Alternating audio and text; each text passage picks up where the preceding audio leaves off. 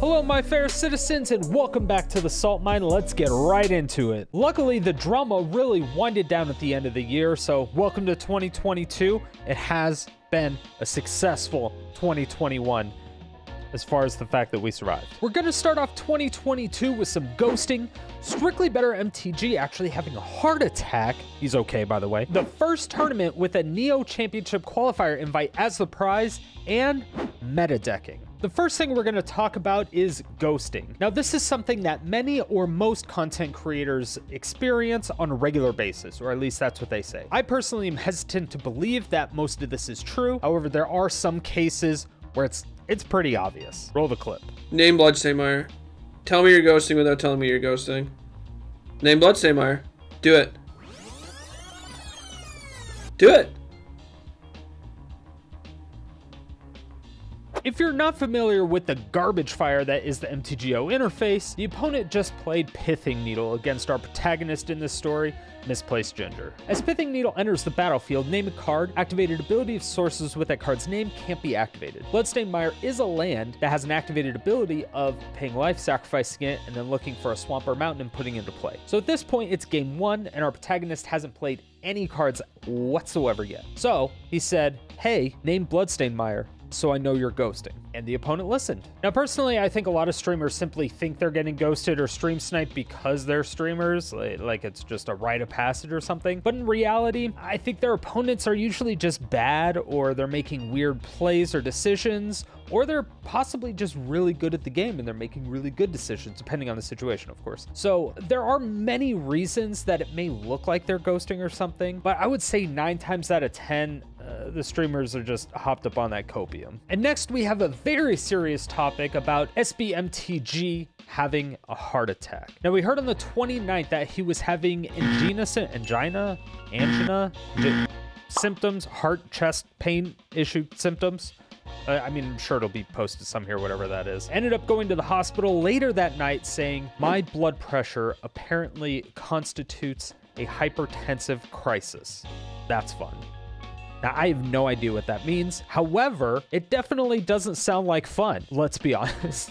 The next day, he released a short video on Twitter giving us all an update. Let's just roll that video. What's up, y'all? It's that man, and I am still in the hospital, as a matter of fact, but I figured I'd just give you a quick update. They are going to put a heart catheter in me in the next 30 minutes or so, and then they're going to see if they need to put any stents, which will blow out any blockages that are in my heart. It's extremely scary, but apparently the chance, you know, of any problems is like extremely low from what we understand right now. So I'll be okay. I'm all right, guys. Don't worry about me. All the well wishes and kind words have really meant a lot to me the last day. You're awesome. Truly overwhelmed by the support. So it's been great, guys. But I'm gonna be okay, and I'll be back soon. I promise. Love you guys. I'm thinking about you. Spread love. You be kind.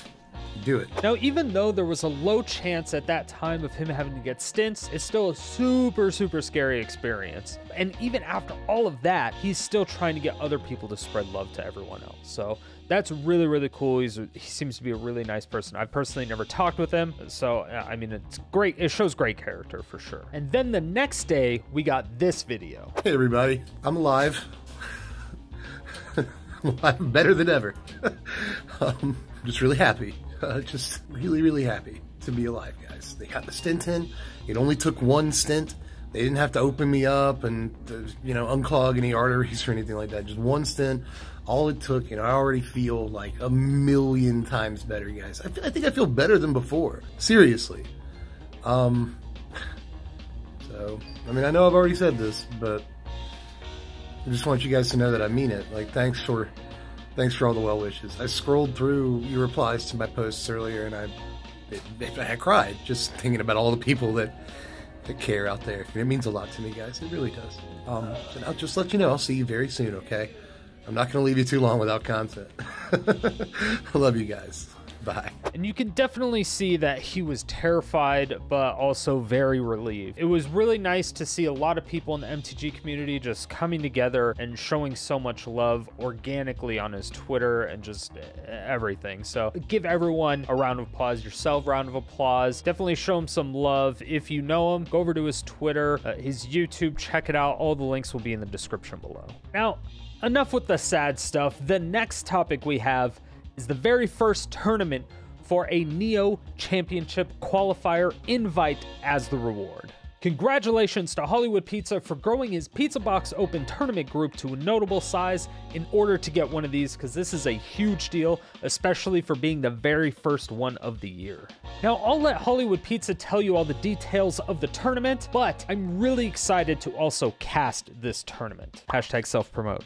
Hey everybody, Hollywood Pizza here to tell you about the Pizza Box Open that's happening this month. January 16th, 12 p.m. Eastern, $6 entry. Historic format. $240 in cash prizes. And also $9,000 in arena gem. Remember, this is only $6 to enter. There's going to be great commentary and great coverage over on my channel as well. Twitch.tv/Hollywood Pizza. It's only $6 to enter. This is a Neon Dynasty Set Championship qualifier, so definitely get in on this. It is super cheap. And last but not least, we have the abstract concept of meta decking or net decking. There's been lots of discussions in the past whether if anyone truly owns the intellectual property of a deck list and if they can truly call it my deck. But usually that just ends in people who've created interesting and fun decks and wanting some type of recognition for it instead of just being thrown off to the wayside. Now, meta decking is a little bit different because you're not just copying the deck list directly, but what you're really doing is you're just taking a meta deck, usually like one of the top 3 decks, and then you're changing 1 to 4 cards in main deck and probably 1 to 7 cards in sideboard. You're not really doing a whole lot to the deck, but it's not a direct copy. The accusations are people are saying, I'm not net decking, I'm changing the cards. And so the term has morphed from net decking to meta decking. I do personally like this term a lot better because it's a bit more descriptive and kind of splits up the two into 2 different levels of skill. You have the beginner players typically doing net decking where it's a direct copy, but then you have the expert level players doing meta decking. So if you're competing in any type of tournament or something, you essentially have to meta deck. It's just kind of the purpose of what it's there for. You have to play with the meta, but you also have to find your way to beat the meta at the same time. But you're just very limited in your options as far as how many cards you can actually take out or tweak. Main deck, sideboard, obviously a little bit more of a leeway there, but main deck, it's almost like, it's pretty concrete. You can maybe change about 4 cards, 5 cards max. Now the drama comes in when salty people just start accusing others of meta decking or net decking for absolutely no reason. First of all, I don't really think there's a problem with net decking or meta decking because they both serve their own purpose. Just like how I have no problems with counterspell tribal decks, they do serve a purpose, even though their purpose is to literally fuck over every single one of my decks. It's still a purpose. Someone on Twitter posted, here's your 20-3 land destruction deck for the week.